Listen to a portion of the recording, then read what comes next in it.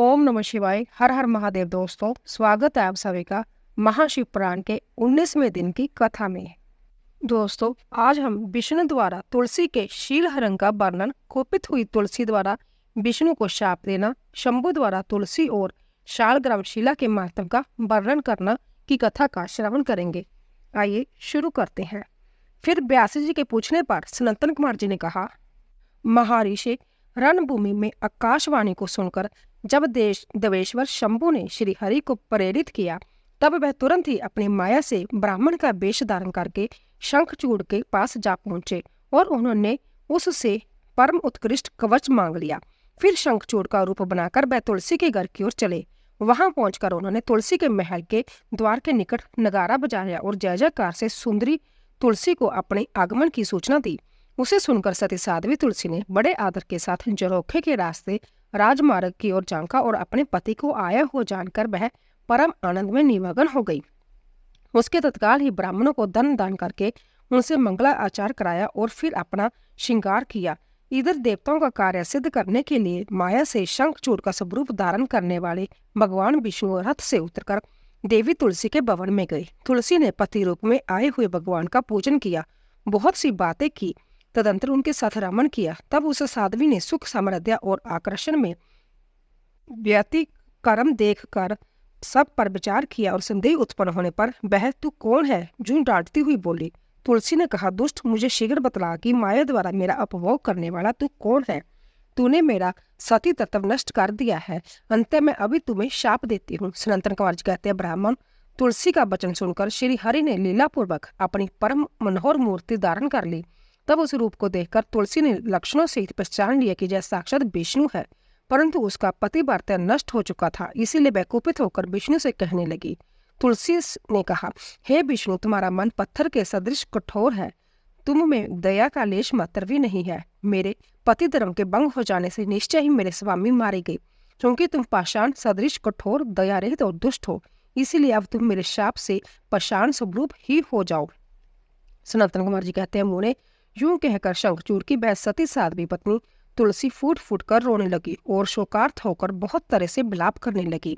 इतने में वहां भक्त वत्सल भगवान शंकर प्रकट हो गए और उन्होंने समझाकर कहा, देवी, अब तुम दुख को दूर करने वाली मेरी बात सुनो और श्री हरि भी स्वस्थ मन से उसे श्रवण करे, क्योंकि तुम दोनों के लिए जो सुखकारक होगा वही मैं कहूंगा। बदरे, तुमने जिस मनोरथ को लेकर तप किया था, यह उसी तपस्या का फल है।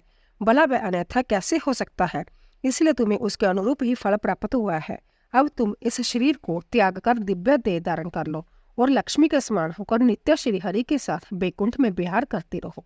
तुम्हारा यह शरीर जिसे तुम छोड़ दोगी नदी के रूप में परिवर्तित हो जाएगा। वह नदी भारतवर्ष पुण्य रूपा गंडकी के नाम से प्रसिद्ध होगी। महादेवी, कुछ काल के पश्चात मेरे वर के प्रभाव से देव पूजन सामग्री में तुलसी का प्रधान स्थान हो जाएगा।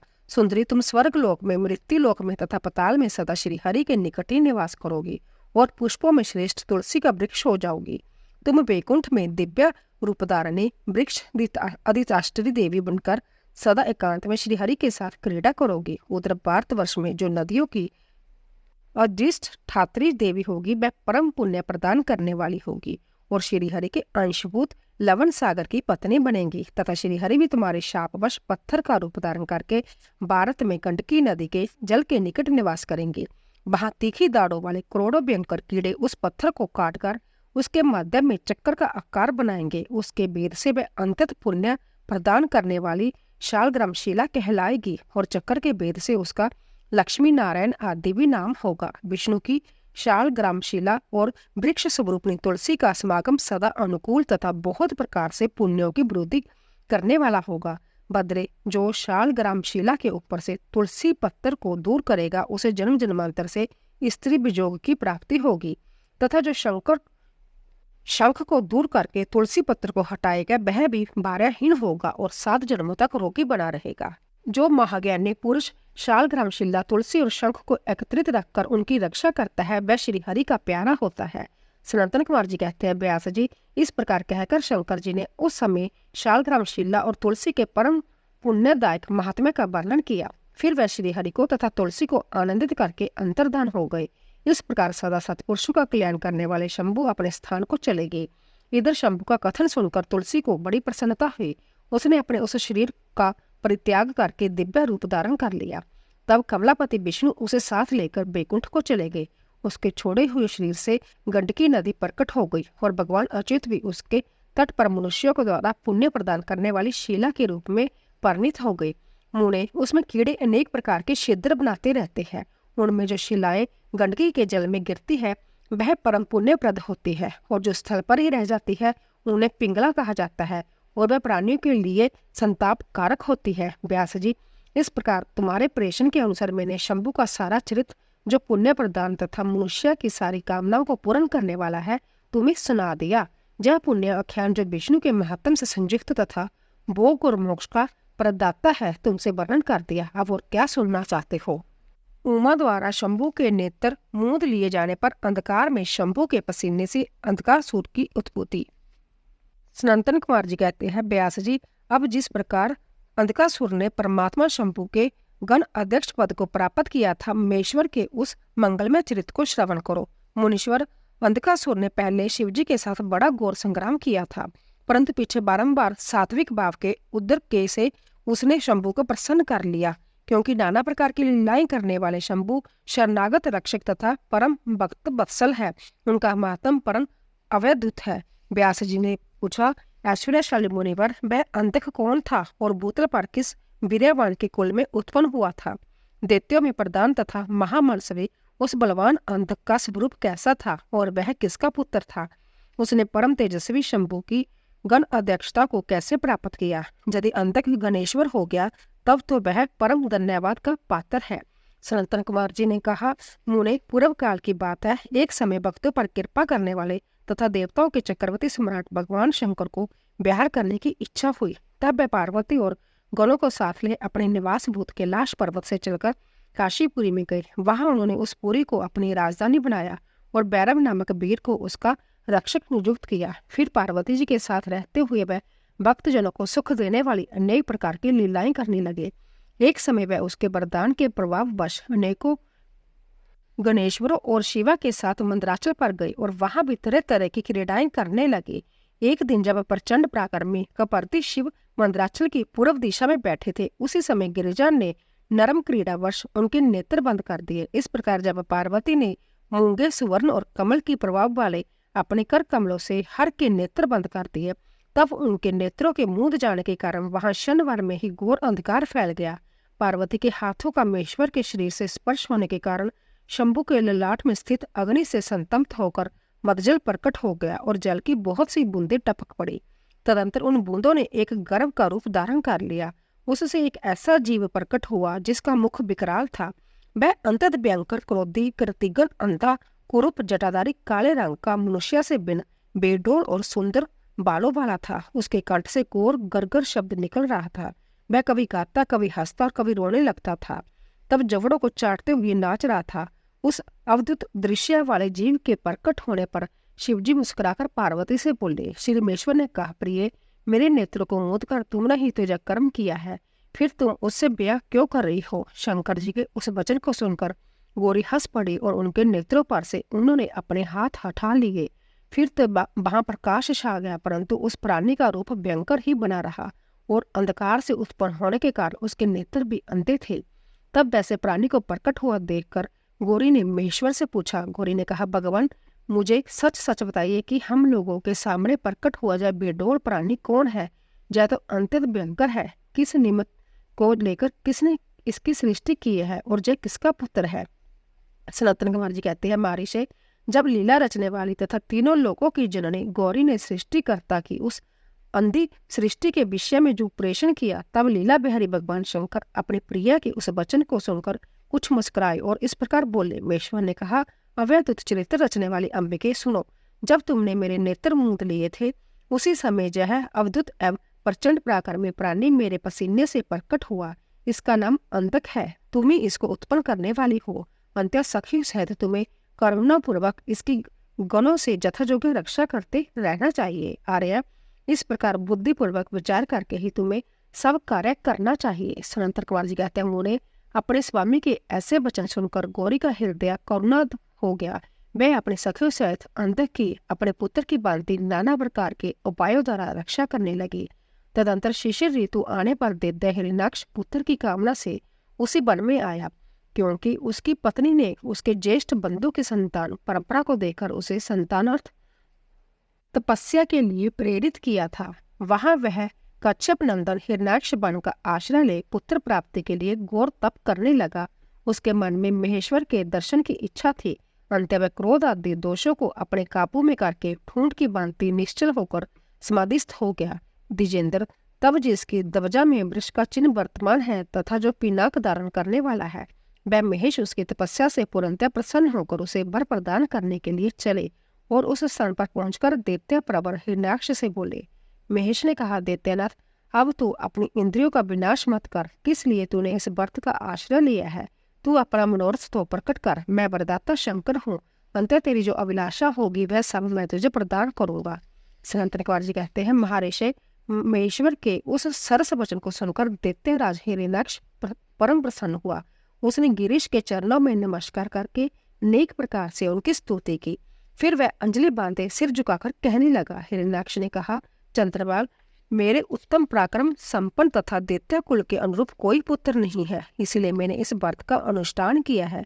देवेश, मुझे परम बलशाली पुत्र दीजिए। सनातन कुमार जी कहते हैं, मुने, दैत्यराज के उस वचन को सुनकर कृपालु शंकर प्रसन्न हो गए और उससे बोले, दैत्यादिप, तेरे भाग्य में तेरे वीर्य से उत्पन्न होने वाला पुत्र तो नहीं लिखा है, किंतु मैं तुझे एक पुत्र देता हूँ। मेरा एक पुत्र है जिसका नाम अंधक है। वह तेरे ही समान पराक्रमी और अजय है।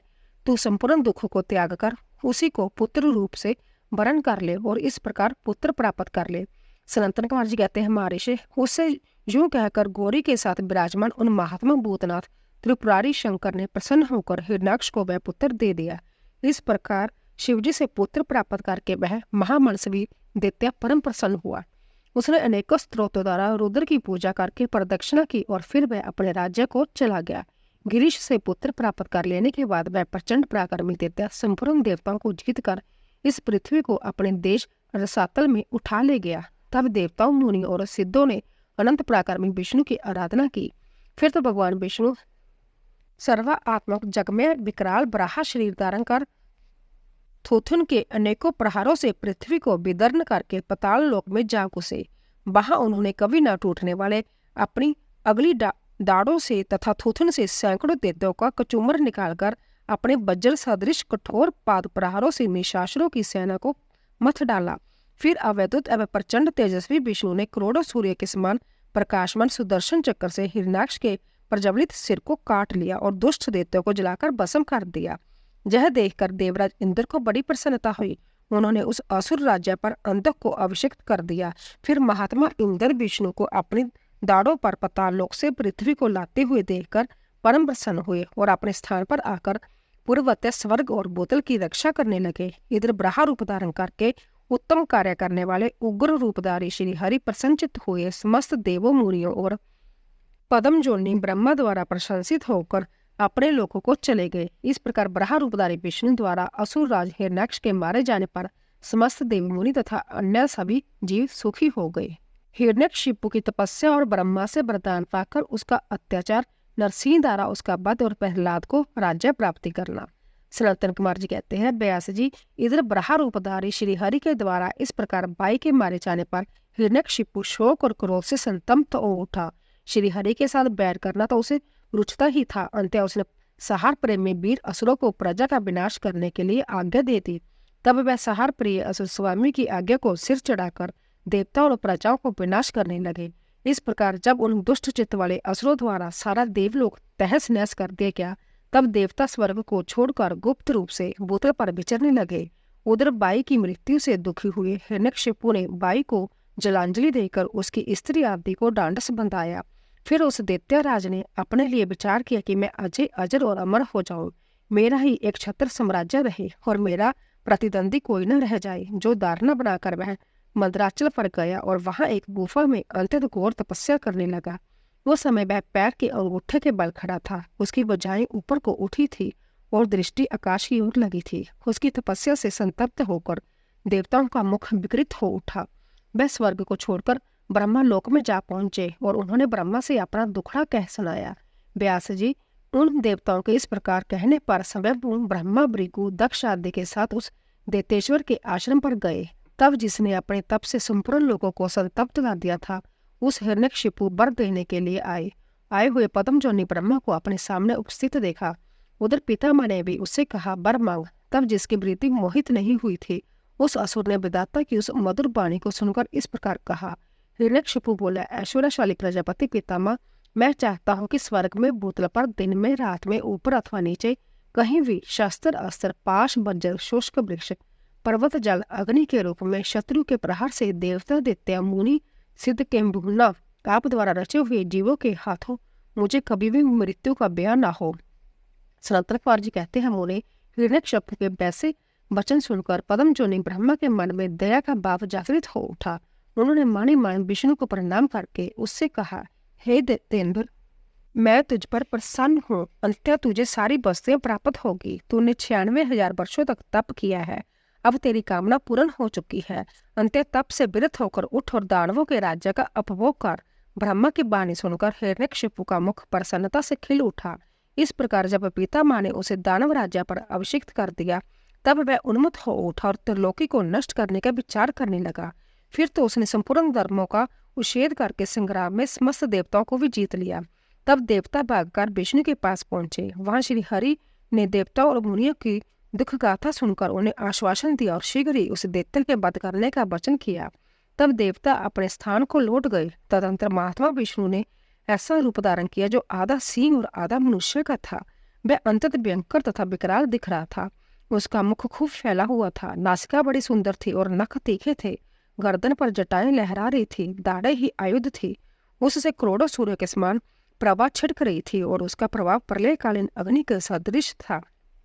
अधिक कहाँ तक कहा जाए, वह रूप जगमन्य था। इसी रूप से वह भगवान भास्कर के अस्तांचल की शरण लेने पर असुरों की नगरी में प्रविष्ट हुए। उन अतुल प्रभावशाली नरसिंह को देखकर सभी दैत्य एक साथ उन पर टूट पड़े। तब उन अद्भुत पराक्रमी नरसिंह ने महाबली दैत्यों के साथ युद्ध करके बहुतों को मार डाला और बहुतों को पकड़कर तोड़ मरोड़ दिया। फिर वह उस नगर में घूमने लगे। तब उन सर्वमय सिंह को देखकर दैत्यराज के पुत्र प्रहलाद ने राजा से कहा, यह मृगेंद्र तो जगमन्य दिख रहा है, यह जहाँ किस लिए आया है? प्रहलाद ने पुण्य कहा, पिताजी, मुझे तो ऐसा प्रतीत हो रहा है कि जब भगवान अनंत है और नरसिंह का रूप धारण करके आपके नगर में प्रविष्ट हुए हैं, क्योंकि मुझे इनकी मूर्ति बड़ी विकराल दिख रही है। अंत आप युद्ध से हटकर इनकी शरण में जाइए। इनसे बढ़कर त्रिलोकी में दूसरा कोई योद्धा नहीं है, इसीलिए आप इन मृगेंद्र के सामने झुककर अपने राज्य का उपभोग कीजिए। अपने पुत्र की बात सुनकर उस दुरात्मा ने उससे कहा, बेटा, क्या तू भयभीत हो गया? अपने पुत्र से यूं कहकर दैत्यों के अधिपति राजा हिरण्यकशिपु ने महाबली दैत्य को आज्ञा देते हुए कहा, वीरों, तुम लोग इस बेडोल ब्रिकट्टी और नेत्र वाले सिंह को पकड़ लो। तब स्वामी की आज्ञा से उन मृगेंद्र को पकड़ने की इच्छा से वह सभी बड़े बड़े दैत्य रणभूमि में घुसे, परंतु जैसे रूप की अभिलाषा से अग्नि में प्रवेश करने वाले पतंगे जल बुन जाते हैं, उसी तरह वह सब के सब क्षणभर में ही जलकर भस्म हो गए। दैत्यों के दग्ध हो जाने पर भी वह दैत्यराज संपूर्ण शास्त्र अस्त्र शक्ति दृष्टि पाश अंकुश और पावक आदि से उन मृगेंद्र के साथ लोहा लेता ही रहा। इस प्रकार बहुत काल तक भयानक युद्ध हुआ। अंत में उन नरसिंह ने वज्र के समान कठोर अपनी अनेकों भुजाओं से उस दैत्य को पकड़ लिया और उसे अपने जानुओं पर लिटाकर दानवों के मर्म को विदर्न करने वाले नखाकुरों से उसकी छाती चीर डाली तथा खून से लथपथ हुई उसे हृदय कमल को निकाल लिया। फिर तो उसी क्षण उसके प्राण पखेरु उड़ गए। तब भगवान नरसिंह ने बारंबार के आघात से जिसके सारे अंग चूर चूर हो गए थे उस काष्ठभूत दैत्य को छोड़ दिया। उस समय उस देव शत्रु के मारे जाने पर उन्हें बड़ी प्रसन्नता हुई। उसी अवसर पर प्रहलाद ने आकर उनके चरणों में सिर झुकाया। तब अद्भुत पराक्रमी विष्णु ने प्रहलाद को बुलाकर उन्हें दैत्य को राज्य पर अभिषिक्त कर दिया और संभव अकृत गति को प्राप्त हो गए, अर्थात अंतर्धान हो गए। तदंतर पितामह आदि समस्त सुरेश्वर परम प्रसन्न हो अपना कार्य सिद्ध करने वाले पूजनीय भगवान विष्णु को उसी दिशा में प्रणाम करके अपने अपने धाम को चले गए। हे बृहस्पति, प्रसंगवश मैंने रुद्र से अंधक की उत्पत्ति, ब्रहा से हिरण्यक्ष की मृत्यु, नरसिंह के हाथों उसके भाई का विनाश और प्रहलाद की राज्य प्राप्ति का वर्णन कर दिया है। हे द्विज श्रेष्ठ, अब मैं शिव की कृपा से प्राप्त हुए अंधक के प्रभाव का शंकर जी के साथ उसके युद्ध का और पीछे जिस प्रकार उसे महेश के गण अध्यक्ष पद की प्राप्ति हुई है उसकी कथा का वर्णन करता हूँ, सुनो। सनातन कुमार जी कहते हैं, मुनिवर, एक समय हिरण्याक्ष का पुत्र अंधक अपने भाइयों सहित बिहार में संलग्न था। उसी समय उसके कामासक्त मंदाग्ध भाइयों ने उससे कहा, अरे अंधे, तुम्हें तो अब राज्य से क्या प्रयोजन है। हिरण्याक्ष तो मूर्ख था, जो उसने घोर तप द्वारा शंकर जी को प्रसन्न करके भी तुम जैसे कुरूप, बेडोल, कलिप्रिय और नेत्रहीन को प्राप्त किया है। ऐसे तुम राज्य के बागी हो तो है नहीं सकते, क्योंकि भला तुम ही विचार करो कि कहीं दूसरे से उत्पन्न हुआ पुत्र भी राज्य पाता है। सच पूछो तो निश्चय ही इस राज्य के बाकी हम ही लोग हैं। सनातन कुमार जी कहते हैं, मुने उन लोगों की वह बात सुनकर अंधक दीन हो गया। फिर उसने समय ही बुद्धिपूर्वक विचार करके तरह तरह की बातों से उन्हें शांत किया और रात के समय वह निर्जन वन में चला गया। वहां उसने हजारों वर्षों तक घोर तप करके अपने शरीर को सुखा डाला और अंत में उस शरीर को अग्नि में होम देना चाहा। तब ब्रह्मा जी ने उसे वैसा करने से रोककर कहा, दानव, अब तू बर मांग ले। सारे संसार में जिस दुर्लभ वस्तु को प्राप्त करने की तेरी अभिलाषा हो उसे तू मुझसे ले ले। पद्म जोनि ब्रह्मा के वचन को सुनकर वह दैत्य दीनता एवं नम्रता पूर्वक कहने लगा, भगवान, जिन निष्ठुरों ने मेरा राज्य छीन लिया है वह सब दैत्य आदि मेरे वृत्तियों हो जाए।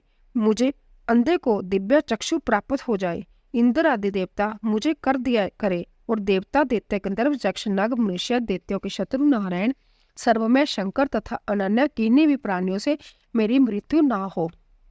उसके उस अंत दारुण वचन को सुनकर ब्रह्मा जी सशंकित हो उठे और उससे बोले।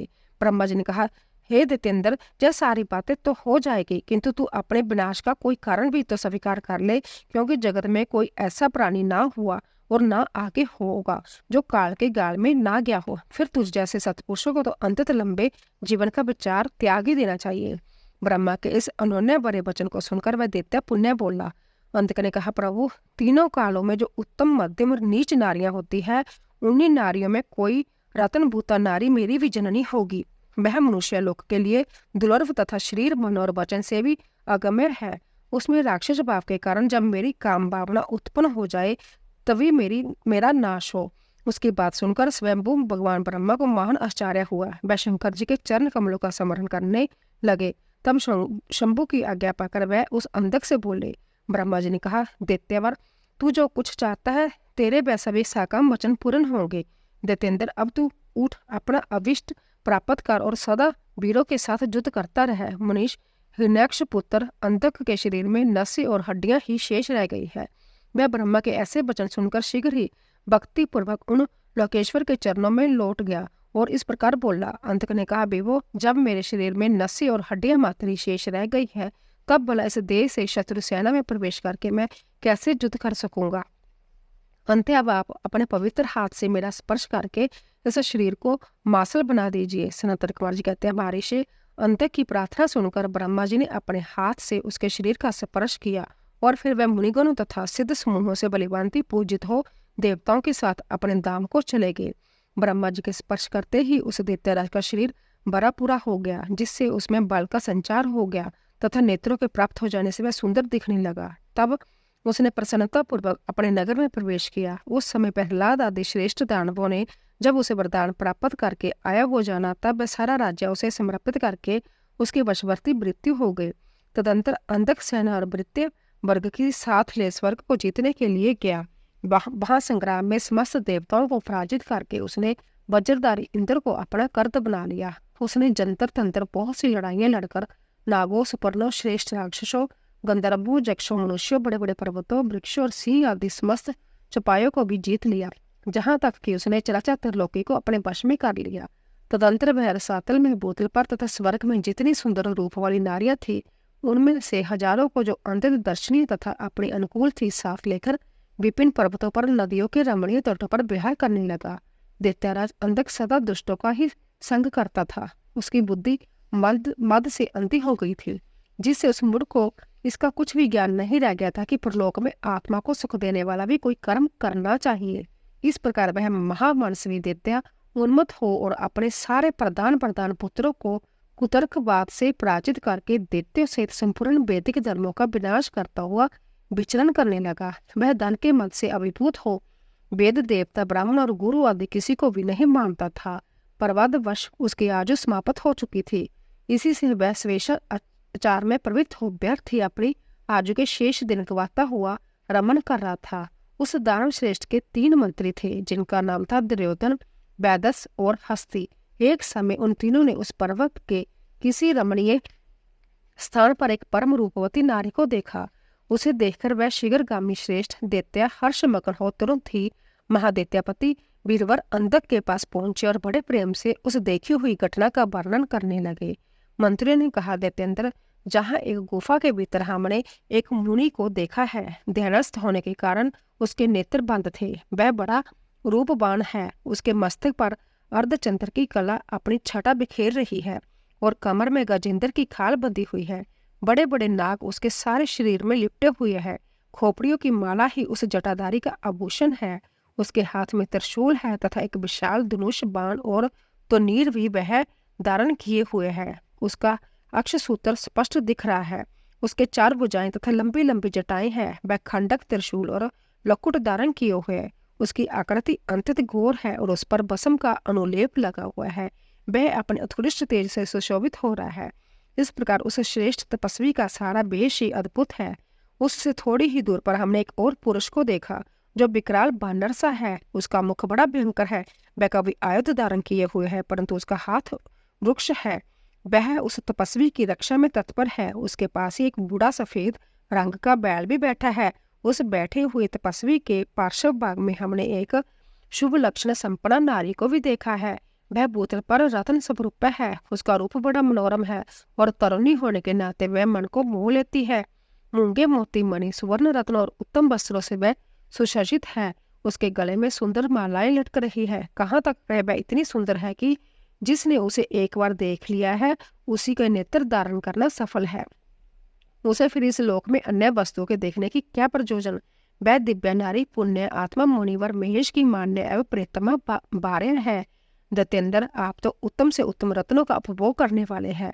अंत्य उसे जहाँ बुलाकर देखिए, वह आपके भी देखने योग्य है। सनातन कुमार जी कहते हैं, मुनिश्रेष्ठ, मंत्री के उन वचनों को सुनकर दैत्यराज अंधक कामातुर हो उठा। उसके सारे शरीर में कंप छा गया। फिर तो उसने तुरंत ही दुर्योधन आदि को उस मुनि के पास भेजा। मंत्रियों ने वहां जाकर मुनीश्वर को प्रणाम करके उनसे अंधकासुर का संदेश कहा तथा बदले में शिवजी का उत्तर सुनकर वह लौटकर अंधक से बोले। मंत्रियों ने कहा, राजन, आप तो संपूर्ण दैत्यों के स्वामी हैं। फिर भी उस महान पराक्रमी वीरवर तपस्वी मुनि ने अपनी बुद्धि से त्रिलोकी को तृण के समान समझकर हंसते हुए आपके लिए ऐसी बातें कही है।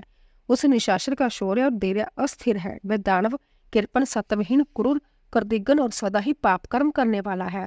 क्या उसे सूर्यपुत्र जम का बयान नहीं है? कहाँ तो मैं मेरे दारुण शास्त्र और मृत्यु को भी सत्रस्त कर देने वाला युद्ध, कहाँ वह बानर का सा मुख वाला डरपोक निशाचर जिसके सारे अंग बुढ़ापे से जर्जर हो गए हैं। कहाँ मेरा जय सुखरूप और कहाँ तेरी मंद भागता। तेरी सेना भी तो नहीं के बराबर है। फिर भी यदि तुझमें कुछ सामर्थ्य है तो युद्ध के लिए तैयार हो जा और आकर कुछ अपनी करतूत दिखा। मेरे पास तुझ जैसे पापियों का विनाश करने वाले वज्र सरीखा भयंकर शास्त्र है और तेरा शरीर तो कमल के समान कोमल है। ऐसी दशा में विचार करके तुझे जो रुचिकर प्रतीत हो वह कर। सनातन कुमार जी कहते हैं, मुनिवर, मंत्रियों की बात सुनकर माता पार्वती पर मोहित हुआ वह कामांध राक्षस विशाल सेना लेकर चल दिया और वहां पहुंचकर नंदीश्वर से युद्ध करने लगा। बड़ा भयानक युद्ध हुआ। उस समय युद्ध स्थल में चर्बी, मज्जा, मांस और रक्त की कीच मच गई।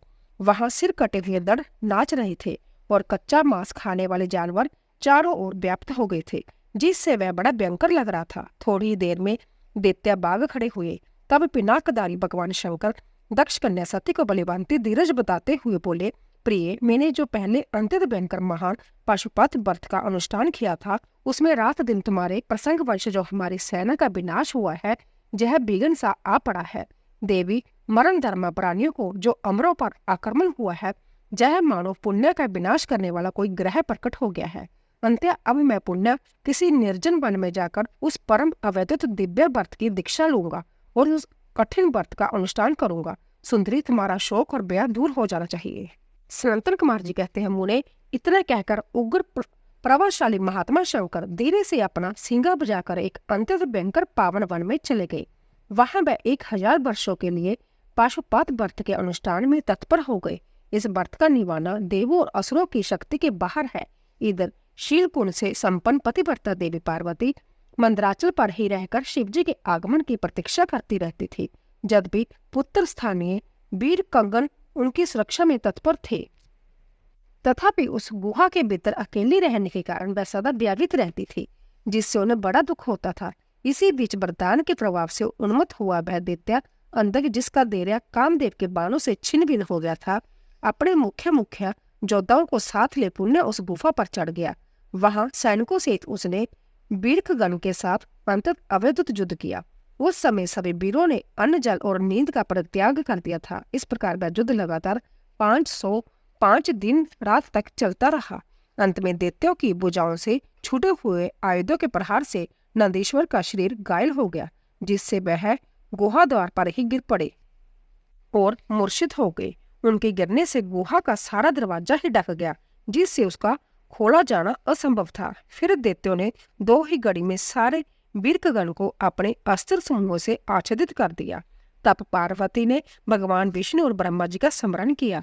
स्मरण करते ही ब्रह्मा नारायण ने ऐन्द्री, वैश्वनारी, जाज्ञा, वारुणी, वायवी, कौवेरी, जक्षेश्वरी, गारोडी आदि देवियों के रूप में समस्त देवता जक्ष, सिद्ध आदि शास्त्रों से सुसज्जित होकर अपने अपने वाहनों पर सवार हो पार्वती के पास आ पहुंचे और राक्षसों के साथ भिड़ गए। कुछ समय बाद भगवान शिव भी आ गए। फिर तो घोर युद्ध हुआ। तदंतर शुक्राचार्य को संजीवनी विद्या के द्वारा दैत्य को जीवित करते देखकर भूतनाथ शिव जी ने उनको निगल गए। इससे दैत्य ढीले पड़ गए। व्यास जी अंधक महान पराक्रमी वीर और त्रिपुर हंता शिव के समान बुद्धिमान था। सैकड़ों वरदान मिलने के कारण वह उन्माद के वशीभूत हो रहा था। यद्यपि बहुसंख्यक शास्त्रों की चोट से उसका शरीर जर्जर हो गया था। फिर भी शिव जी पर विजय पाने के लिए उसने दूसरी माया रची। जब प्रलयकालीन अग्नि के समान शरीर धारण करने वाले भूतनाथ त्रिपुरारी शंकर ने अपने त्रिशूल से उसे बुरी तरह छेद डाला, तब भूतल पर गिरे हुए उसके रक्त कणों से जुत के जुत अंधक प्रकट हो गई। उनसे सारी रणभूमि व्याप्त हो गई। वह विकृत मुख वाले भयंकर राक्षस अंधक के सदृश ही पराक्रमी थे। इस प्रकार जब पशुपति द्वारा मारे गए सैनिकों के गांव से निकले हुए अंतत गर्म गर्म रक्त बिंदुओं से दूसरे सैनिक उत्पन्न होने लगे, तब बहुत सी भुजा रूपी लताओं द्वारा आक्रांत होने के कारण कुपित हुए बुद्धिमान भगवान विष्णु ने परमथनाथ शिव को बुलाकर जोग बल से एक ऐसा अजय स्त्री रूप धारण किया, जिसका मुख विकृत था और रूप उग्र, विकराल और कंकाल मात्र था। वह स्त्री रूप शंभु के कान से निकला था। जब उन देवी ने रणभूमि में उपस्थित हो अपने जुगल चरणों से पृथ्वी को अलंकृत किया, तब सभी देवता उनकी स्तुति करने लगे।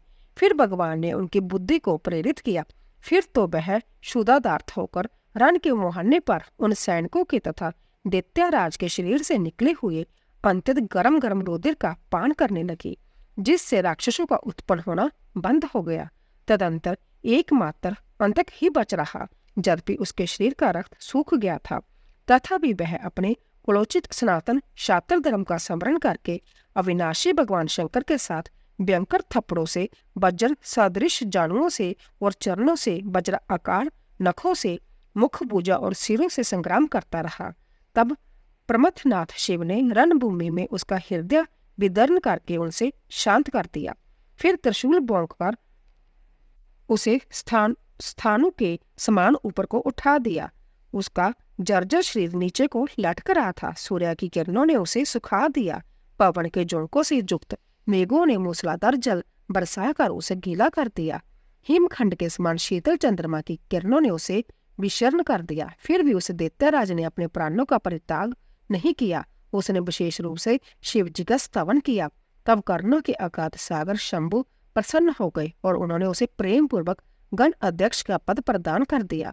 फिर युद्ध के समाप्त हो जाने पर लोकपालों ने नाना प्रकार के सार्ग व्यर्थ स्त्रोतों द्वारा विधि पूर्वक शिवजी की अर्चना की और हर्षित हुए ब्रह्मा विष्णु आदि देवों ने गर्दन झुकाकर उत्तम से उत्तम स्तुतियों द्वारा उनका स्तवन किया।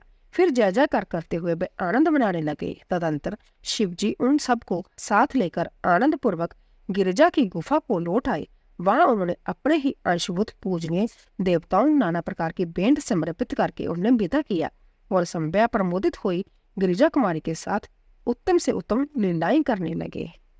नंदीश्वर द्वारा शुक्राचार्य का अपहरण और शिव द्वारा उनका निगला जाना, 100 वर्ष के बाद शुक्र का शिवलिंग के रास्ते बाहर निकलना। व्यास जी ने पूछा, महाबुद्धिमान सनातन कुमार जी, जब वह महान भयंकर एवं रोमांचकारी संग्राम चल रहा था, उस समय त्रिपुरारी शंकर ने दैत्य गुरु विद्वान शुक्राचार्य को निकल लिया था। यह घटना मैंने संक्षेप में ही सुनी है, अब आप उसे विस्तार पूर्वक वर्णन कीजिए। पिनाकधारी शिव के उदर में जाकर उन महाजोगी शुक्राचार्य ने क्या किया था?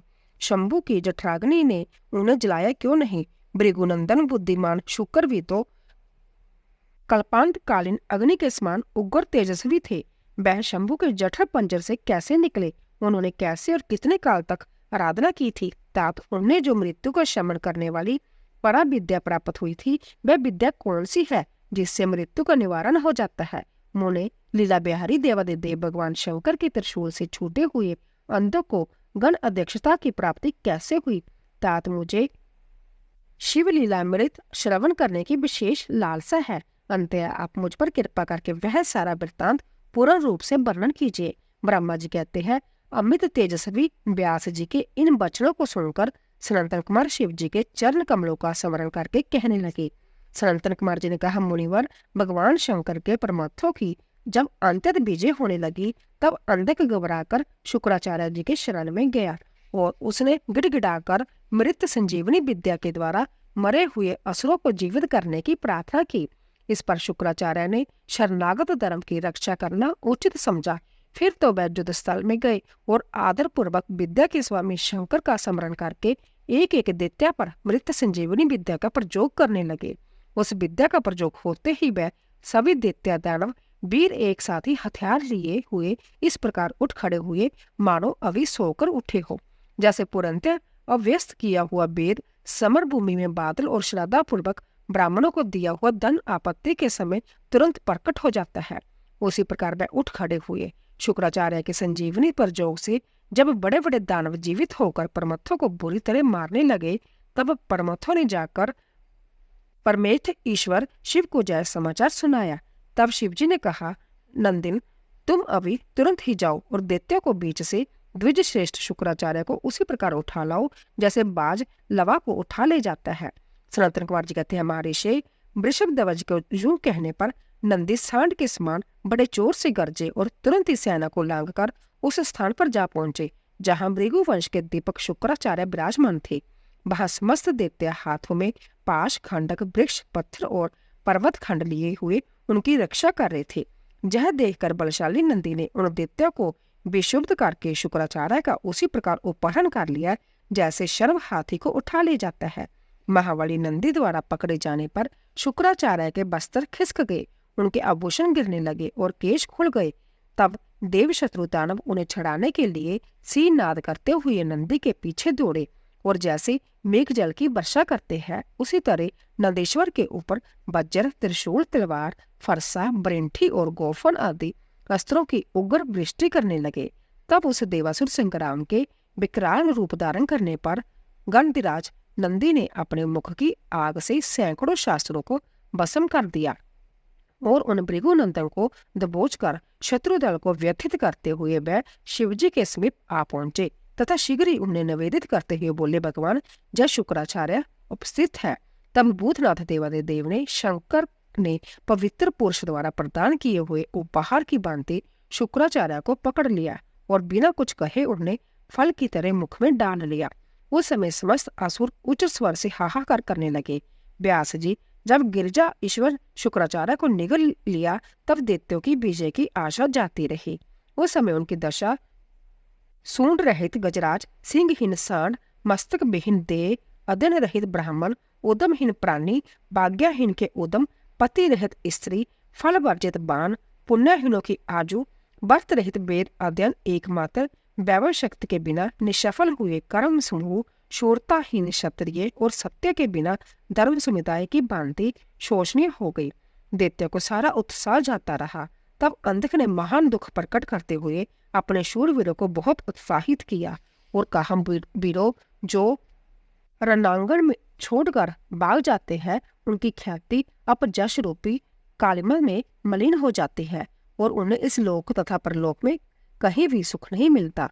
यदि पूर्ण जन्म रूपी मल का उपहरण करने वाले दरा तीर्थ रण तीर्थ अवगाहन कर लिया जाए तो अन्य तीर्थों में स्नान दान और तप की क्या आवश्यकता है, अर्थात इनका फल रणभूमि में प्राण त्याग करने से ही प्राप्त हो जाता है। दैत्यराज के इस वचन को पूर्ण रूप से धारण करके वह दैत्य तथा दानव रणबेरी बजाकर रणभूमि में प्रमथ गणों पर टूट पड़े और उन्हें मथने लगे तथा बाण खंड वज्र सरीखे कठोर पत्थर वशुंडी बिंदी बाल शक्ति बाले फरसे त्रिशूल लुकट और मुसलों द्वारा प्रहार करते हुए भयंकर मारकाट मचाने लगे। इस प्रकार अंतर्गमा संयुक्त हुआ। इसी बीच विनायक स्कंद नंदी सोमनंदी वीर नेगमय और महाबली वैशाख आदि उग्र गणों ने त्रिशूल शक्ति और बाण समूहों की धारावाहिक वर्षा करके अंधों को अंधा बना दिया। फिर तो प्रमथों तथा असुरों की सेनाओं में महान कोहलाल मच गया। उस घोर शब्द को सुनकर शंभु के उत्तर में स्थित शुक्राचार्य आश्रय रहित बाजू की बांति निकलने का मार्ग ढूंढते हुए चक्कर काटने लगे। उस समय उन्हें रुद्र के उदर में पताल सहित सातों लोग ब्रह्मा नारायण इंद्र आदित्य और अप्सराओं के विचित्र भुवन तथा वह प्रमथा असुर संग्राम भी दिख पड़ा। इस प्रकार वह 100 वर्षों तक शिवजी की कुक्षी में चारों ओर भ्रमण करते रहे, परंतु उन्हें उसी प्रकार कोई छिद्र नहीं दिख पड़ा जैसे दुष्ट की दृष्टि सदाचारी के छिद्र को नहीं देख पाती। तब भृगुनंदन ने शिव जो का आश्रय ले एक मंत्र का जप किया। उस मंत्र के प्रभाव से वह शंभु के जठर पंजर से शुक्र रूप में लिंग मार्ग से बाहर निकले। तब उन्होंने शिव जी को प्रणाम किया। गौरी ने उन्हें पुत्र रूप में स्वीकार कर लिया और विघ्न रहित बना दिया। तदंतर करुणा सागर महेश्वर भृगुनंदन शुक्राचार्य को वीर्य के रास्ते निकला हुआ देखकर मुस्कुराते हुए बोले। महेश्वर ने कहा, भृगुनंदन, चूंकि तुम मेरे लिंग मार्ग से शुक्र की तरह निकले हो, इसलिए अब तुम शुक्र कहलाओगे। जाओ, अब तुम मेरे पुत्र हो गए। सनंतर कुमार जी कहते हैं, मुनिवर देवेश्वर शंकर के यूं कहने पर सूर्य का सदृश कांतिमान शुक्र ने पुण्य शिव जी को प्रणाम किया और वह हाथ जोड़कर स्तुति करने लगा।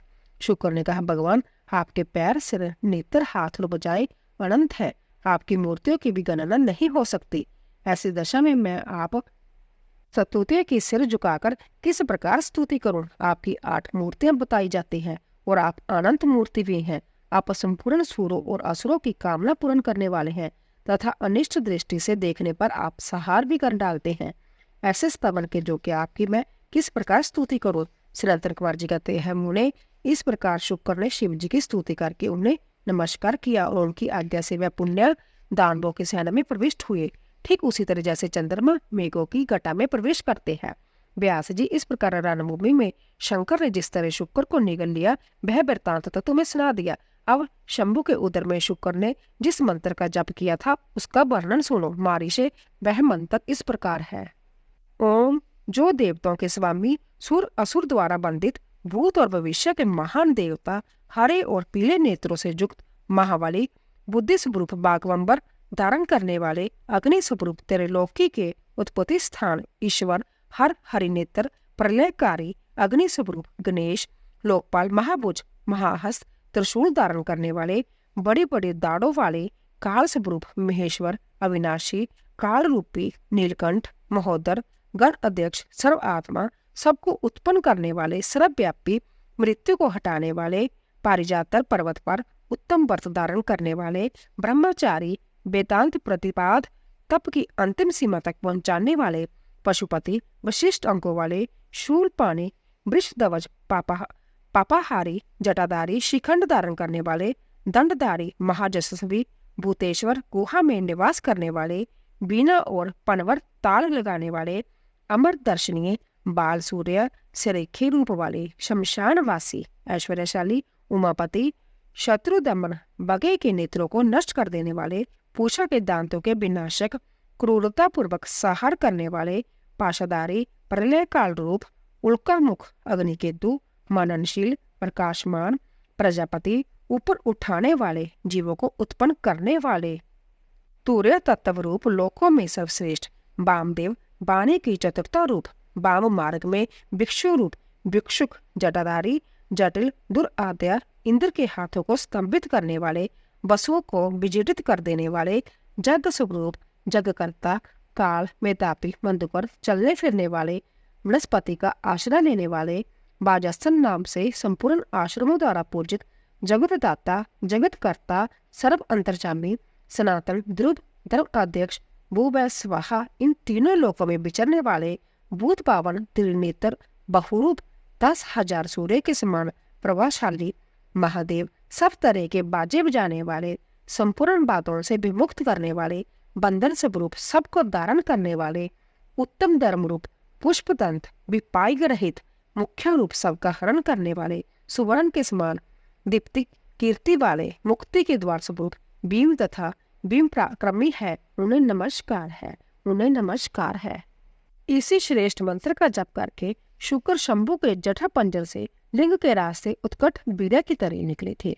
उस समय गौरी ने उन्हें पुत्र रूप से अपनाया और जगदीश्वर शिव ने अजर अमर बना दिया। तब वह दूसरे शंकर के सदृश शोभा पाने लगे।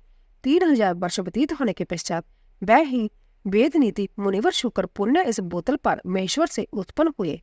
उस समय उन्होंने देरशाली तपस्वी दानवराज अंधक को देखा। उसका शरीर सूख गया था और वह त्रिशूल पर लटका हुआ परमेश्वर शिव का ध्यान कर रहा था।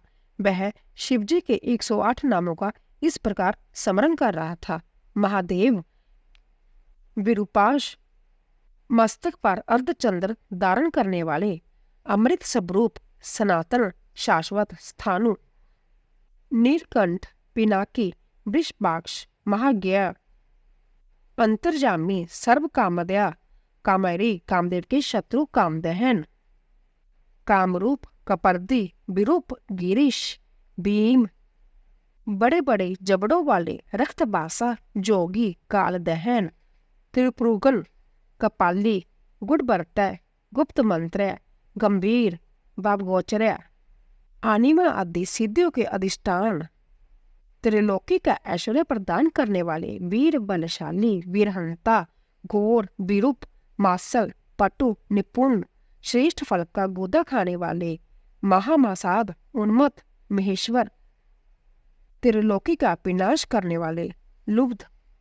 लुब्धक, जगसूदन, कृतिका सुक्त जुक्त, उन्मत्त, कृतिवासा, हाथी का चर्म लपेटे वाले, शुद्ध, सर्पों का भूषण रूप में धारण करने वाले, भक्तों के अम्बलदाता, बेताल, घोर, शकिनी पूजित, अघोर, भयंकर दैत्यों का संहार करने वाले, घोर घोष, बृहस्पति, शरीर में बसम रमाने वाले, जटिल, जटाधारी, शुद्ध, परम, सैकड़ों बैरुलाडम पशुओं द्वारा सेवित, भूतेश्वर, भूतनाथ, पंचभूतों को आश्रय देने वाले, गगन बिहारी, क्रोध युक्त, निष्ठुर, चंड, चंडिश, चंडिका प्रिय, चंड तुंड्या, गरुड़ स्वरूप, खंडक स्वरूप, शब भोजन, शब का भोग लगाने वाले, लहिलान, अंत्यत भयंकर, मृत्यु, मृत्यु गोचर, मृत्युमय, महासैन, कार्तिक स्वरूप, शमशान एवं अरण्य में विचरने वाले, राग, विराग, रागांध, बीतराग, तेज की असंख्या चिंगारियों से युक्त, सत्तव, रज्य, तम्य, धर्म्य, अधर्म्य, इंद्र के छोटे भाई, उपेंद्र स्वरूप, सत्या, असत्या, उत्तम रूप वाले, विपत्स रूपधारी, हेतु रहित, आधा पुरुष और आधा स्त्री का रूप धारण करने वाले, आर्दिनेश्वर, बानु, कौटिशक, सूर्य के समान प्रभावशाली, जग, जगपति, रुद्र, ईशान, वरद, शिव, कल्याण स्वरूप, परमात्मा शिव की इन 108 मूर्तियों का ध्यान करने से वह दानव उस महान व्यय से मुक्त हो गया। उस समय प्रसन्न हुए जटाधारी शंकर ने उसे मुक्त करके उस त्रिशूल के अग्रभाग से उतार लिया और दिव्य अमृत की वर्षा से अभिषेक कर दिया।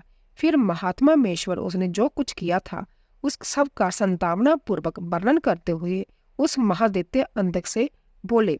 ईश्वर ने कहा, हे दैत्येंद्र, मैं तेरे इंद्रिय निग्रह, नियम, शौर्य और धैर्य से प्रसन्न हो गया हूँ। अंत्यासु वर्त्य, अब तू कोई वर मांग। दैत्यों के राजाधिराज, तूने निरंतर मेरी आराधना की है, इससे तेरा सारा कलमश धुल गया और अब तू वर पाने की योग्य हो गया। इसीलिए मैं तुझे वर देने के लिए आया हूँ, क्योंकि 3000 वर्षों तक बिना खाए पिए प्राण धारण किए रहने से तूने जो पुण्य कमाया है उसके फलस्वरूप तुझे सुख की प्राप्ति होनी चाहिए। सनातन कुमार जी कहते हैं, मुने यह सुनकर अंधक के भूमि पर अपने घुटन टेक दिए और फिर हाथ जोड़कर कांपता हुआ भगवान उमापति से बोला। अंधक ने कहा, भगवान आपकी महिमा जाने बिना मैंने पहले रणगांगन में हर्ष गदगद बाणी से आपको जो दीनहीन तथा नीच से नीच कहा है, वो मूर्खतावश लोक में जो जो निंदित कर्म किया है प्रभु, उस सबको आप अपने मन से स्थान ना दे, अर्थात उसे भूल जाए। महादेव, मैं अंतत ओछा और दुखी हूँ। मैंने कामा और दोषवश पार्वती के विषय में भी जो दूषित भावना कर ली थी, उसे आप क्षमा कर दे। आपको तो अपने कृपण दुखी अब दीन भक्त पर सदा ही विशेष दया करनी चाहिए। मैं उसी तरह का एक दीन भक्त हूँ और आपकी शरण में आया हूँ। देखिए, मैंने आपके सामने अंजलि बांध रखी है, अब आपको मेरी रक्षा करनी चाहिए। जय जग जननी पार्वती देवी भी मुझ पर प्रसन्न हो जाए और सारे क्रोध को त्याग कर मुझे कृपा दृष्टि से देखे। चंद्रशेखर, कहाँ तो इनका भयंकर क्रोध और कहाँ मैं तुच्छ दैत्य। चंद्रमौली, मैं किसी प्रकार उसको सहन नहीं कर सकता। शंभु, कहाँ तो परम उदार आप और कहाँ बुढ़ापा, मृत्यु तथा काम क्रोध आदि दोषों के वशीभूत में, अर्थात मेरी आपके साथ क्या तुलना है। महेश्वर, आपके जे युद्ध कला निपुण महाबली वीर पुत्र, मेरी कृपण अतार विचार करके अब क्रोध के वशीभूत मत हो। तुषारहार, चंद्र किरण, शंख, कुंद पुष्प और चंद्रमा के वह वर्ण वाले शिव, मैं इन पार्वती को गुरुता के गौरववश नित्य माता दृष्टि से देखो। मैं नित्य आप दोनों का भक्त बना रहूं। देवताओं के साथ होने वाला मेरा बैर दूर हो जाए तथा मैं शांत चित्त हो योग चिंतन करता हुआ गणों के साथ निवास करूं। हे महेश, आपकी कृपा से मैं उत्पन्न हुए इस विरोधी दानव बाप का पुण्य कभी स्मरण न करूं। यही उत्तम वर मुझे प्रदान कीजिए। सनातन कुमार जी कहते हैं, मुनि संतम इतनी बात कहकर वह दैत्यराज माता पार्वती की ओर देखकर त्रिनयन शंकर का ध्यान करता हुआ मौन हो गया। तब रुद्र ने उसकी ओर कृपा दृष्टि से देखा और उनकी दृष्टि पड़ते ही उसे अपने पूर्व वृत्तांत तथा अवैध जन्म का स्मरण हो आया। उस घटना का स्मरण होते ही उसका मनोरथ पूर्ण हो गया। फिर तो माता पिता ओम महेश्वर को प्रणाम करके वह कृतकृत्य हो गया। उस समय पार्वती तथा बुद्धिमान शंकर ने उसका मस्तक सूंघ कर प्यार किया। इस प्रकार अंधक के ने प्रसन्न हुए चंद्रशेखर से अपना सारा मनोरथ प्राप्त कर लिया। मुने महादेव जी की कृपा से अंधक को जिस प्रकार परम सुखद गण अध्यक्ष पद प्राप्त हुआ था, वह सारा का सारा पुरातन वृत्तांत मैंने तुझे सुना दिया और मृत्युंजय मंत्र का भी वर्णन कर दिया। यह मंत्र मृत्यु का विनाशक और संपूर्ण कामनाओं का फल प्रदान करने वाला है। इसे प्रयत्न पूर्वक जपना चाहिए। शुक्राचार्य जी घोर तपस्या, इनका शिवजी को चित्तरत्न अर्पण करना तथा अष्टमृत्यष्टक स्त्रोत द्वारा उनका स्तवन करना, शिवजी का प्रसन्न होकर उन्हें मृत संजीवनी विद्या तथा अनन्य वर प्रदान करना।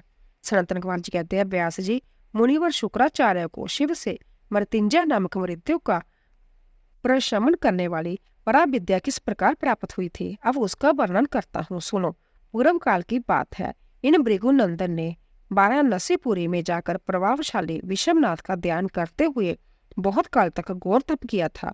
वेद व्यास जी, उस समय उन्होंने वही एक शिवलिंग की स्थापना की और उसके सामने ही एक परम रमणीय कूप तैयार कराया। फिर प्रयत्न पूर्वक उन देवेश्वर को 1,00,000 बार द्रोणवर, पंचनामक तथा बहुत से सुगंधित द्रव्यों से स्नान कराया।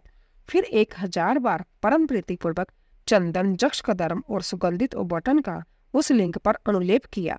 फिर सावधानी के साथ परम प्रेम पूर्वक राज चंपक, दत्तूर, कनेर, कमल, मालती, कर्णिकार, कंदम, मोलसीरी, उत्पल, चमेली, शतपत्री, सिंधुबार, बंदुक पुष्प, गुलित पहरी, पुनांग, नागकेसर, बैल मोगरा, रक्तदला, कुंद, मुचकुंद, मोतिया, मंदार, बिल्लपत्र, गुमा, मरुआ, दूध, गंठीवन, दोना, अंतित सुंदर आम के पल्लव, तुलसी, देवजवासा, बृहतपत्री, कुशांकु, नांदरुख, अगत्स्य, साल, देवदारू, कचनार, गुलखेरा, करसेला, इनमें से प्रत्येक के पुष्पों और अन्य पल्लवों से तथा नाना प्रकार के रमणीय पत्रों और सुंदर कमलों से शंकर जी की विधिवत अर्चना की। उन्होंने बहुत से उपहार समर्पित किए तथा शिवलिंग के आगे नाचते हुए शिव सहस्र नाम एवं अनन्य स्तोत्रों का गान करके शंकर जी का स्तवन किया। इस प्रकार शुक्राचार्य 5,000 वर्षों तक नाना प्रकार के विधि विधान से महेश्वर का पूजन करते रहे, परंतु जब उन्हें थोड़ा सा भी वर देने के लिए उदित होते नहीं देखा, तब उन्होंने एक दूसरे अंतत दुस्सह एवं घोर नियम का आश्रय लिया। उस समय शुक्र ने इंद्रियों सहित मन की अंतत चंचलता रूपी महान दोष को बारंबार भावना रूपी जल से प्रक्षालित किया। इस प्रकार चित्त रत्न को निर्मल करके उसे पिनाकधारी शिव के अर्पण कर दिया और संभ्या धूम कण का पान करते हुए तप करने लगे। इस प्रकार उनके 1 सहस्र वर्ष और बीत गए। तब भृगुनंदन शुक्र को जो दृढ़ चित्त से घोर तप करते देखकर महेश्वर उन पर प्रसन्न हो गए थे। फिर तो दक्ष कन्या पार्वती के स्वामी साक्षात विरूपाक्ष शंकर, जिनके शरीर की कांति सहस्रों सूर्य से भी बढ़कर थी, उस लिंग से निकलकर शुक्र से बोले। महेश्वर ने कहा, माँ बाप भृगुनंदन, तुम तो तपस्या की निधि हो। महामुने, मैं तुम्हारे इस अविच्छिन्न तप से विशेष प्रसन्न हूँ। भार्गव, तुम अपना सारा मनोवांछित वर मांग लो, मैं प्रीतिपूर्वक तुम्हारा सारा मनोरथ पूर्ण करूंगा। अब मेरे पास तुम्हारे लिए कोई वस्तु अदेय नहीं रह गई है। सनातन कुमार जी कहते हैं, मुने शंभु के इस परम सुखदायक एवं उत्कृष्ट वचन को सुनकर शुक्र प्रसन्न हो आनंद समुद्र में निमग्न हो गए। उन कमल नयन द्विज पर शुक्र का शरीर परम आनंद जनित रोमांच के कारण पुलकायमान हो गया। तब उन्होंने हर्षपूर्वक शंभु के चरणों में प्रणाम किया। उस समय उनके नेत्र हर्ष से खिल उठे थे। फिर वे मस्तक पर अंजलि रखकर जय जयकार करते हुए अष्टमूर्तिधारी वरदायक शिव जी की स्तुति करने लगे। भार्गव ने कहा, सूर्य स्वरूप भगवान, आप त्रिलोकी का हित करने के लिए आकाश में प्रकाशित होते हैं और अपनी इन किरणों से समस्त अंधकार को अभिभूत करके रात में विचरने वाले असुरों का मनोरथ नष्ट कर देते हैं। जगदीश्वर, आपको नमस्कार है। घोर अंधकार के लिए चंद्र स्वरूप शंकर, आप अमृत के प्रवाह से परिपूर्ण तथा जगत के सभी प्राणियों के नेत्र हैं। आप अपनी तेजोमय किरणें से आकाश में और भूतल पर अपार प्रकाश फैलाते हैं, जिससे सारा अंधकार दूर हो जाता है। आपको प्रणाम है। हे सर्वव्यापी, आप पावन तथा जोग मार्ग का आश्रय लेने वालों की सदा गति तथा उपसाई देव है।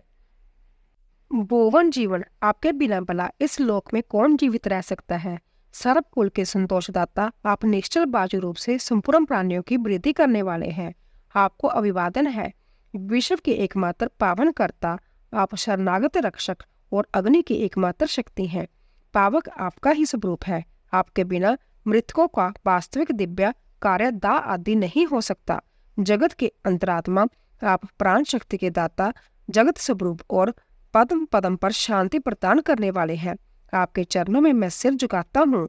जल स्वरूप परमेश्वर, आप निश्चय ही जगत के पवित्र कर्ता और चित्र विचित्र सुंदर चरित्र करने वाले हैं। विषवनाथ, जल में अवगाहन करने से आप विषव को निर्मल एवं पवित्र बना देते हैं, इसीलिए आपको नमस्कार है। आकाश रूप ईश्वर, आपसे अवकाश प्राप्त करने के कारण यह विषव बाहर और भीतर विकसित होकर सदा स्वभाववश श्वास लेता है, अर्थात इसकी परंपरा चलती रहती है तथा आपके द्वारा यह सुकच्चित भी होता है, अर्थात नष्ट हो जाता है। इसीलिए दयालु भगवान, मैं आपके आगे नतमस्तक होता हूँ। हे विश्वनाथ, आप ही इस विश्व का वर्ण पोषण करते हैं। सर्वव्यापी, आपके अतिरिक्त दूसरा कौन अज्ञान अंधकार को दूर करने में समर्थ हो सकता है। अंत्य विश्वनाथ, आप मेरे अज्ञान रूपी तम का विनाश कर दीजिए। नागभूषण, आप स्तवनीय पुरुषों में सबसे श्रेष्ठ हैं, इसीलिए आप प्रभु को मैं बारंबार प्रणाम करता हूँ। आत्म स्वरूप शंकर, आप समस्त प्राणियों के अंतर आत्मा में निवास करने वाले प्रत्येक रूप में व्याप्त हैं और मैं आप परमात्मा का जन हूँ। अष्टमूर्ते, आपकी इन रूप परंपराओं से चराचर विश्व विस्तार को प्राप्त हुआ है। अंत मैं सदा से आपको नमस्कार करता हूँ। मुक्त पुरुषों के बंधु, आप विश्व के समस्त प्राणियों के स्वरूप प्रणत जनों के संपूर्ण जोग क्षेम पर निर्वाह करने वाले और परमात्म स्वरूप है। आप अपनी इन अष्टमूर्तियों से युक्त होकर इस फैले हुए विश्व को बलिभांति विस्तृत करते हैं। अंत आपको मेरा अभिवादन है। सनातन कुमार जी कहते हैं, मुनिवर, भृगुनंदन शुक्र ने इस प्रकार अष्टमूर्तियां अष्टक स्रोत द्वारा शिव जी का स्तवन करके भूमि पर मस्तक रखकर उन्हें बारंबार प्रणाम किया। जब अमित तेजस्वी भार्गव ने महादेव जी की इस प्रकार स्तुति की, तब शिव जी ने चरणों में पड़े हुए उन द्विजगणों को अपनी दोनों भुजाओं से पकड़कर उठा लिया और परम प्रेम पूर्वक मेघ गर्जन की सी गंभीर एवं मधुर वाणी में कहा। उस समय शंकर जी के दांतों की चमक से सारी दिशाएं प्रकाशित हो उठी थी। महादेव जी बोले, कवे, तुम मेरे पावन भक्त हो, तात तुम्हारे इस उग्र तप से, उत्तम आचरण से, लिंग स्थान पर जन्य से, पुण्य से, लिंग की आराधना करने से, चित्त का उपहार प्रदान करने से पवित्र अटल भाव से अभिमुक्त महाक्षेत्र काशी में पावन आचरण करने से मैं तुम्हें पुत्र रूप से देखता हूँ। अंत्य तुम्हारे लिए मुझे कुछ भी अदेय नहीं है। तुम अपने इसी शरीर से मेरी उदरदरी में प्रवेश करोगे और मेरे श्रेष्ठ इंद्रिय मार्ग से निकलकर पुत्र रूप में जन्म ग्रहण करोगे। महाशुषे, मेरे पास जो मृत संजीवनी नाम की निर्मल विद्या है, जिसका मैंने ही अपने महान तपोबल से निर्माण किया है, उस महामंत्र रूपा विद्या को आज मैं तुम्हें प्रदान करूंगा, क्योंकि तुम पवित्र तप की निधि हो। अंत्य तुम में उस विद्या को धारण करने की योग्यता वर्तमान है। तुम नियम पूर्वक जिसके उद्देश्य से विदेश्वर की इस श्रेष्ठ विद्या का प्रयोग करोगे, वह निश्चय जीवित हो जाएगा। यह सर्वथा सत्य है। तुम आकाश में अत्यंत दीप्तिमान तारा रूप से स्थित होंगे। तुम्हारा तेज सूर्य और अग्नि के तेज का भी अतिक्रमण कर जाएगा। तुम ग्रहों में प्रधान माने जाओगे।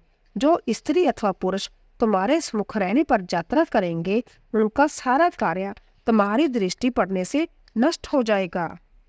सुवर्त्या, तुम्हारे उदय होने पर जगत में मनुष्य के विवाह आदि समस्त धर्म कार्य सफल होंगे। सभी नंदा, प्रतिपदा, छठी और एकादशी तिथियां तुम्हारे संयोग से शुभ हो जाएगी और तुम्हारे भक्त वीर्य संपन्न तथा बहुत सी संतान वाले होंगे। तुम्हारे द्वारा स्थापित किया हुआ यह शिवलिंग शुक्रेश के नाम से विख्यात होगा। जो मनुष्य इस लिंग की अर्चना करेंगे, उन्हें सिद्धि प्राप्त हो जाएगी। जो लोग वर्ष पर्यंत नक्त व्रत परायण होकर शुक्रवार के दिन शुक्र कूप के जल से सारी क्रियाएं संपन्न करके शुक्रेश की अर्चना करेंगे, उन्हें जिस फल की प्राप्ति होगी वह मुझसे श्रवण करो। उन मनुष्य में वीर्य की अधिकता होगी, उनका वीर्य कभी निष्फल नहीं होगा। वह पुत्रवान तथा पुरुष तत्व के सौभाग्य से संपन्न होंगे, इसमें तनिक भी संदेह नहीं। वह सभी मनुष्य बहुत सी विद्याओं के ज्ञाता और सुख के भागी होंगे। यूं वरदान देकर महादेव जी उसी लिंग में समा गए। तब भृगुनंदन शुक्र भी प्रसन्नता मन से अपने धाम को चले गए। व्यास जी, यूं शुक्राचार्य को जिस प्रकार अपने तपोबल से मृत्युंजय नामक विद्या की प्राप्ति हुई थी, वह वृत्तांत मैंने तुमसे वर्णन कर दिया है। अब और क्या सुनना चाहते हो? दोस्तों, कल की कथा में हम बाणासुर की तपस्या और उसे शिव द्वारा वर प्राप्ति, शिव का गण और पुत्रों सहित उसके नगर में निवास करना, बाणपुत्री उषा का रात के समय स्वप्न में अनिरुद्ध के साथ मिलन, चित्रलेखा द्वारा अनिरुद्ध का द्वारका से अपहरण होने की कथा का श्रवण करेंगे। बोले शिव शंकर की जय। तो दोस्तों, अगर आपको हमारी कथा पसंद आ रही हो, प्लीज जाने से पहले कमेंट बॉक्स में ओम नमः शिवाय, हर हर महादेव अवश्य लिखें और चैनल को सब्सक्राइब कीजिए, लाइक कीजिए और ज़्यादा से ज़्यादा शेयर कीजिए। आप सभी का धन्यवाद।